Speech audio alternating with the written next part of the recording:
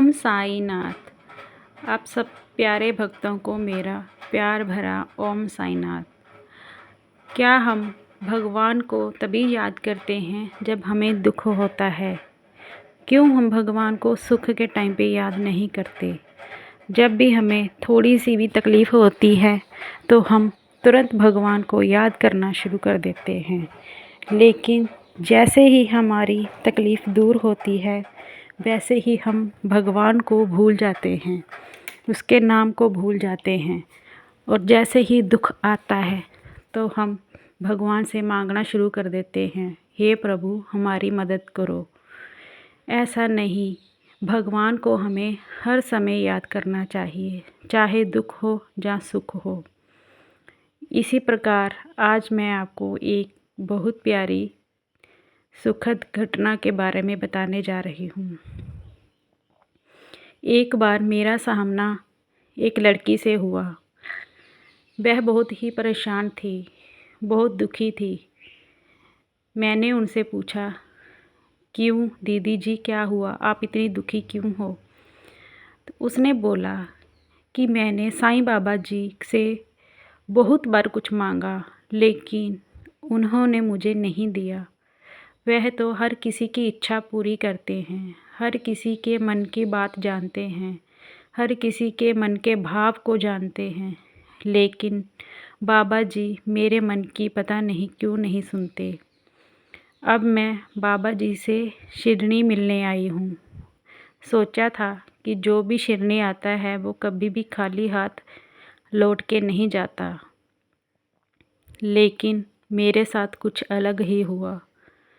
मैं बहुत रोती हूँ, बाबा जी के आगे बहुत प्रेयर करती हूँ, माथा टेकती हूँ कि बाबा जी मेरी परेशानी को दूर कर दो।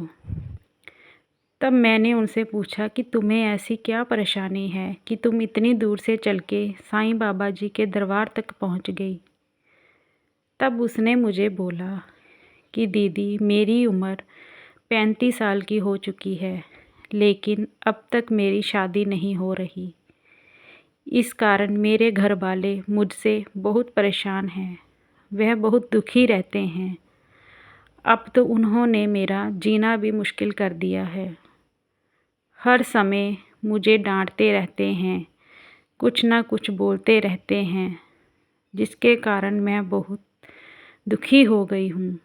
कभी कभी तो दिल करता है कि इस संसार को अलविदा कह दूँ। फिर सोचती हूँ कि नहीं, लोग क्या कहेंगे। यही सोच के मेरा मन बहुत दुखी होता है। मैं क्या करूँ, मुझे कुछ भी समझ में नहीं आ रहा।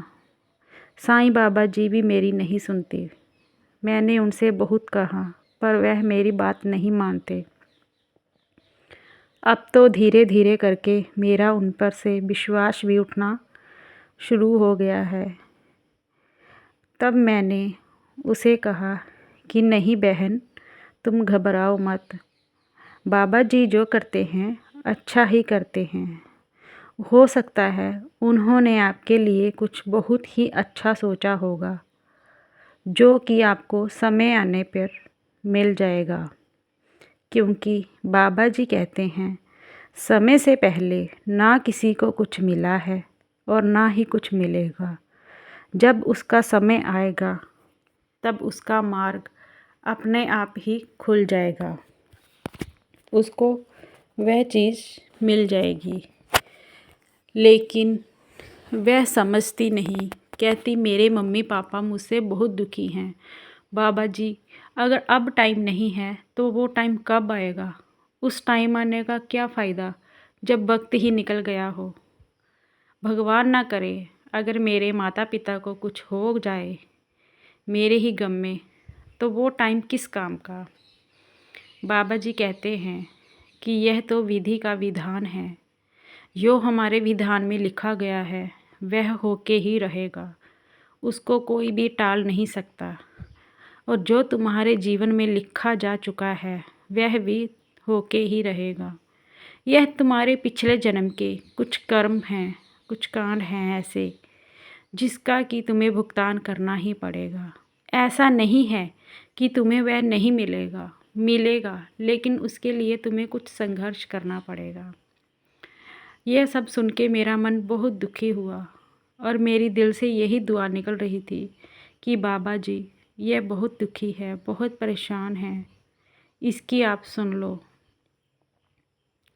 और आज मुझे लगता है कि जैसे बाबा जी ने उसकी सुन ली। अब उसकी शादी तय होगी और उसकी शादी होने जा रही है। उसका परिवार बहुत सुखी है। तब उसको रियलाइज़ हुआ कि हाँ, बाबा जी ने जो कहा था वह सच ही कहा था। हमें हमेशा श्रद्धा और सबूरी बनाई रखनी है।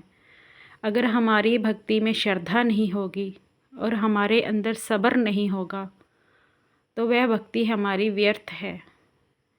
श्रद्धा और सबूरी यह दोनों साथ साथ चलती हैं। अगर मन में श्रद्धा ना हो तो वह भक्ति किसी काम की नहीं। और भक्ति के लिए हमें सब्र रखना बहुत ज़रूरी है।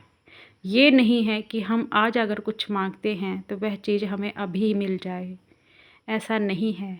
उसके लिए टाइम लगता है। आपको अपना सब्र बनाए रखना है और बाबा जी के ऊपर भरोसा भी बनाए रखना है। बाबा जी हर किसी की मनोकामना पूर्ण करते हैं। किसी की मनोकामना जल्दी पूरी हो जाती है और किसी की मनोकामना में थोड़ा सा वक्त लगता है। लेकिन आपने सबूरी रखनी है। सब्र के बिना कुछ भी पॉसिबल नहीं है। सब्र का फल कहते हैं ना, मीठा होता है। इसीलिए आप जितनी सब्र रखोगे वह फल उतना ही मीठा होगा। बाबा जी के ऊपर अपनी श्रद्धा और सबूरी हमेशा बनाए रखना। अगर आपका एक रास्ता बंद होता है तो दूसरा रास्ता शुरू हो जाता है। ये मत सोचो कि आप शिरडी जाओगे तभी बाबा जी आपकी मनोकामना पूर्ण करेंगे, ऐसा नहीं है। आप बाबा जी को दिल से याद कर लो। बाबा जी तो आपके अंग संग ही नज़र आएंगे, वह आपसे दूर नहीं हैं। बाबा जी कहते हैं कि अगर आप मेरे पास नहीं आ सकते ना प्रिय भक्तों, तो मैं आपके पास आ जाऊंगा। ये मत सोचो कि आपको ही मेरे द्वार आना पड़ेगा। मैं भी आपके द्वार आ सकता हूँ, मैं भी आपके पास आ सकता हूँ। बस आपको वह आँख खुली रखनी है जिससे आप मुझे पहचान पाओ। मैं पता नहीं किस रूप में आ जाऊंगा। ये बात आपको याद रखनी है। कहते हैं ना, पता नहीं किस रूप में आके नारायण मिल जाएंगे। तो आपने भी यही करना है। अगर आप नहीं मेरे पास आ सकते तो मैं आ जाऊंगा आपके दुखों का निवारण करने। मैं आपके हर दुख सुख में आपके साथ हूँ, आपके पास हूँ, आपके अंग संग हूँ।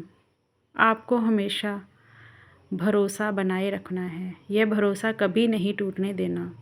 कभी किसी का दिल नहीं दुखाना। कभी किसी के साथ बुरा नहीं करना। कभी किसी के साथ बुरे नहीं होने देना। जहाँ पर भी आपको दिखता है कि कुछ बुरा हो रहा है, आपको वहाँ पे तुरंत जाकर उस बुराई को रोकना है। जहाँ तक हो सके आपको वहाँ तक करना है। कहते हैं ना, अगर आप हाथी का बल लगाओगे तो क्या वहाँ पे चींटी का बल भी नहीं पहुँचेगा? आपके कहने का कुछ तो असर होगा ना उन पे। इसीलिए प्यारे भक्तों, श्रद्धा और सबूरी बनाए रखें और बाबा जी के ऊपर पूरा विश्वास रखें। बाबा जी आपके आसपास ही हैं, बस आपको उनके देखने का नज़रिया चाहिए। बाबा जी हमेशा आपकी सहायता करेंगे। तो प्यार से बोलें, ओम साईं राम।